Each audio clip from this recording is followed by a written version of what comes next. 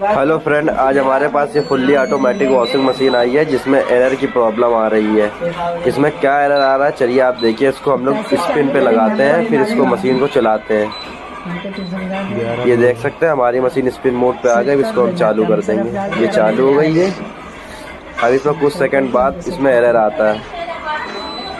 ये देख सकते हैं इसमें 551 आ रहा है।